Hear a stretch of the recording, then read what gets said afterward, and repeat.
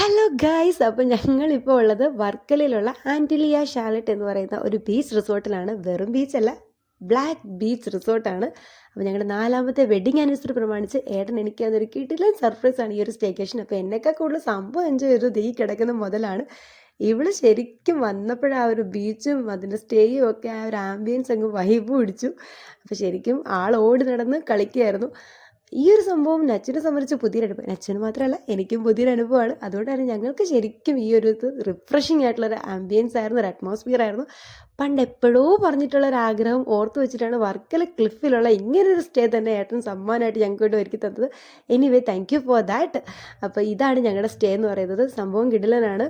ഒരു ദിവസം നമുക്ക് ശരിക്കും എൻജോയ് ചെയ്യാൻ പറ്റും. ബഡ്ജറ്റ് ഫ്രണ്ട്ലി ആണ്.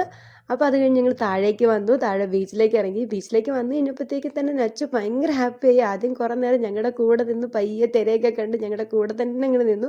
കുറച്ച് കഴിഞ്ഞപ്പോൾ സംഭവം കയ്യിൽ നിന്ന് പോയി. ആൾ കൺട്രോളിലേ അല്ലായിരുന്നു, ഫുള്ള് ഓടി നടക്കുമായിരുന്നു.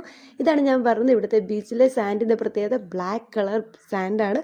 അത് തന്നെ ഒരു പ്രത്യേകതയായിരുന്നു. ഞാൻ അധികം അങ്ങനെ കണ്ടിട്ടില്ല ഇങ്ങനത്തെ ഒരു ബ്ലാക്ക് ബീച്ച്. അപ്പോൾ എന്തായാലും സംഭവം പൊളിയാണ്. ഞങ്ങൾ ചെന്നപ്പോൾ വലിയ തിരക്കൊന്നുണ്ടായിരുന്നില്ല, അതുകൊണ്ട് തന്നെ നമുക്ക് നല്ല പ്രൈവസി ഉണ്ടായിരുന്നു. ഓടി നടന്ന് കളിക്കുകയായിരുന്നു നച്ചുക്കുട്ടൻ.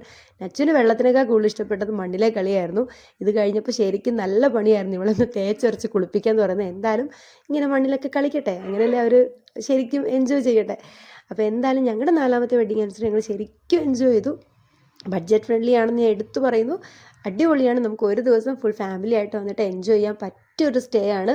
ബീച്ചും ഇങ്ങനെ ഒരു പ്രത്യേകതയുള്ള സ്റ്റേയും ഒക്കെ ആഗ്രഹിക്കുന്നവരാണെന്നുണ്ടെങ്കിൽ ഉറപ്പായിട്ടും ഇത് മിസ് ചെയ്യരുത്. ഇങ്ങോട്ട് വരിക. പിള്ളേർക്കൊക്കെ ശരിക്കും എൻജോയ് ചെയ്യാൻ പറ്റുന്നതിന് അച്ഛൻ ഭയങ്കര ഹാപ്പിയായി. അപ്പോൾ എന്തായാലും ഞങ്ങളുടെ ഈ ഒരു കുട്ടി വീഡിയോ ഇഷ്ടപ്പെട്ടെങ്കിൽ വീഡിയോ ഉറപ്പായിട്ട് ലൈക്ക് ചെയ്യുക, ഷെയർ ചെയ്യുക, സബ്സ്ക്രൈബ് ചെയ്യുക.